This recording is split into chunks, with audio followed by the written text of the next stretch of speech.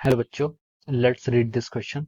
So this question says the motion of a particle along a straight line is described by the equation x is equal to 8 plus 12t minus t cube, where x is in meter and t is in second. The retardation of the particle when its velocity becomes zero is option A is 24 meter per second square, option B is 0, option C is 6 meter per second square, option D is 12 meter per second square. So let's start this question okay.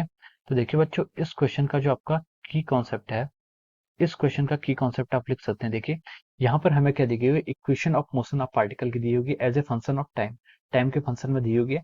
और हमें क्या बताना है, इसका retardation बताना है जब इसकी वेलोसिटी क्या हो जाएगी, आपकी जीरो हो जाएगी। ठीक है, तो देखिए यहाँ पर हमें क्वेश्चन में क्या गिवन है, इसका की कॉन्सेप्ट क्या होगा।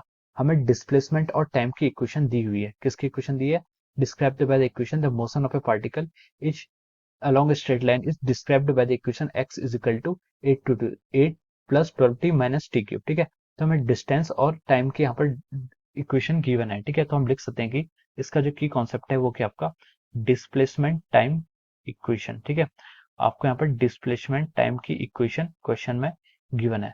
ठीक है, अब हमें इसके करस्पॉन्डिंग क्या निकालना है, हमें रिटार्डेशन फाइंड आउट करना है जब इसकी वेलोसिटी कितनी हो जाएगी, जीरो हो जाएगी। तो देखिए डिस्प्लेसमेंट टाइम इक्वेशन क्या होता है, डिस्प्लेसमेंट टाइम इक्वेशन होता है एक ऐसा फंक्शन होता है जो क्या होता है आपका डिस्प्लेसमेंट और टाइम की इक्वेशन है। जैसे हमें यहाँ पर दिया हुआ है, ये कितनी है आपकी x is equal to 8 plus 12t minus T का क्यूब। ठीक है, ये आपका डिस्प्लेसमेंट और टाइम के बीच में रिलेशन दिया हुआ है। हम यहाँ पर डिफरेंट डिफरेंट टाइम पुट करके डिफरेंट डिफरेंट टाइम पर हमारा डिस्प्लेसमेंट फाइंड आउट कर सकते हैं। ठीक है, और अगर हम इसका डिफरेंशिएट करें तो हम यहाँ से वेलोसिटी और एक्सीलरेशन को भी हम फाइंड आउट कर सकते हैं। ठीक है, तो ये क्या आपका डिस्प्लेसमेंट टाइम इक्वेशन है। ठीक है, तो अब देखिए, अब हम इसको आगे फर्दर स्टार्ट। डिस्प्लेसमेंट और टाइम यहाँ पर displacement as a function of time हमें यहाँ पर गिवन है। तो देखिए अब हम यहाँ से क्या निकाल सकते हैं, वेलोसिटी अगर हमें फाइंड आउट करना हो तो वेलोसिटी हो जाता है आपका dx बाई dt। ठीक है, तो देखिए इसको अगर हम डिफ्रेंशिएट करेंगे तो ये कितना आ जाएगा, 12t का डिफ्रेंशिएशन करेंगे तो 12 माइनस 3t स्क्वायर, ये आपकी क्या वेलोसिटी आएगी। Make it equation number 1।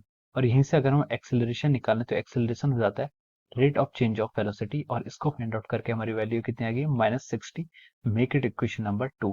अब देखिए क्वेश्चन में उसने क्या बोला है कि the retardation of the particle when its velocity becomes zero, जब उसकी वेलोसिटी जीरो हो जाएगी। तो हम इक्वेशन 1 को जीरो के इक्वल पुट कर लेते हैं, यानी कि 12 minus 3t square is coming out to be equal to zero. और हम यहाँ से लिख सकते हैं 12 की वैल्यू कितनी आ गई यहाँ से 3t का स्क्वायर, और t की वैल्यू कितनी आ गई यहाँ से आपके प्लस माइनस 2 सेकंड। ठीक है, तो t माइनस 2 हो नहीं सकती, तो हम क्या करेंगे यहाँ से only solution t is equal to 2 second आएगा। ठीक है, अब हम इसको इक्वेशन 3 में पुट करेंगे तो a इज इक्वल टू कितना -60, और -6 इंटू 2 ये कितना आ गया आपका -12 मीटर पर सेकंड स्क्वायर। ठीक है, ये क्या गया आपका यहाँ से, ये आपका क्या गया, रिटार्डेशन आ गया।